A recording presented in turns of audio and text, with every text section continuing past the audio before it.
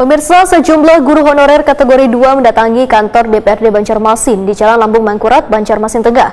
Kedatangan mereka disambut Wakil Ketua DPRD Banjarmasin. Dalam pertemuan tersebut, mereka mengeluhkan lantaran kadadanya formasi guru bahasa Inggris pada seleksi guru pegawai pemerintah dengan perjanjian kerja atau P3K di Banjarmasin. Sejumlah guru honorer kategori 2 mendatangi kantor DPRD Banjarmasin di Jalan Lambung Mangkurat, Banjarmasin Tengah, jelang tengah hari Senin 10 Januari 2022.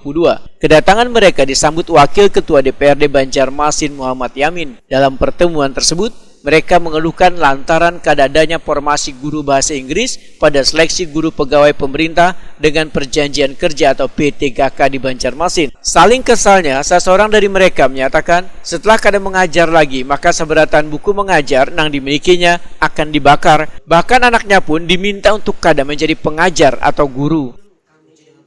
Dunia pendidikan sampai saya pensiun. Pernah saya bunuh diri, Pak. Saya pengen bunuh diri. Gunting sama lading, Pak, di hadapan suami saya. Kenapa seperti ini? Kalau saya selesai mengajar, saya sayang anak-anak. Kalau dipindah, ya, seandainya saya ambil bekerja, semua buku pendidikan saya bakar. Saya tidak ingin lagi mendengar dunia pendidikan.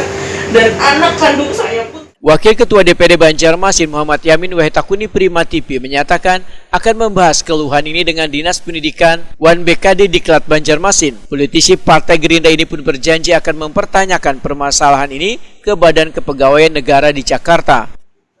Kembalikan akomodir memang sangat banyak, namun kan semuanya itu nanti ada namanya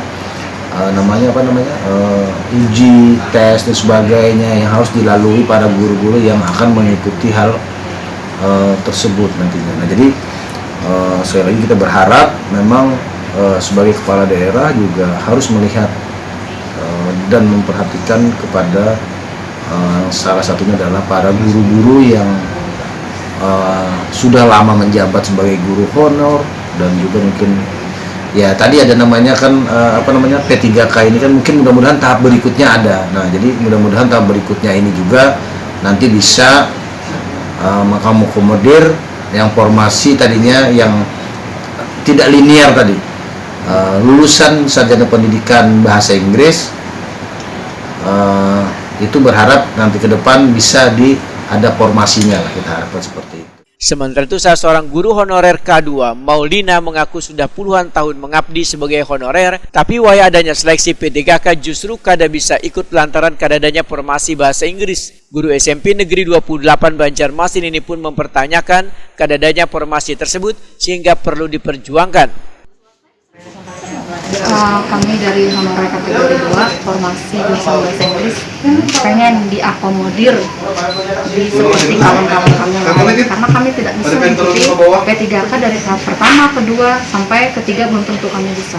Alasannya ya karena ada formasi, karena kami jurusan bahasa Inggris tidak ada linear katanya. Sedangkan jurusan yang lain yang bukan pendidikan keguruan bisa mendaftar P3K. Seharusnya kan memang seharusnya S1 aja, kami kan pendidikan, sekolah pendidikan, sarjana pendidikan. Mereka yang jurusan ekonomi, syariah, dakwah bisa mendaftar dan lulus mereka sudah. Kami yang tertinggal nih 9 orang, khusus kategori 2 ya. Bukannya K2 ini ada perhatian khusus dari Presiden Jokowi kemarin, Bu, dipermudahkan apalagi sampai jadi ASN. Iya, tapi kalau khusus bahasa Inggris tidak ada untuk Kota Banjarmasin, bagaimana kami tes aja nggak bisa dikunci. Tapi bisa mengikuti tes. Kalau guru swasta yang jurusan bahasa Inggris. Guru honorer kategori 2 ini pun mengaku merasa lega setelah keluhan mereka didengarkan oleh wakil rakyat di DPRD Banjarmasin.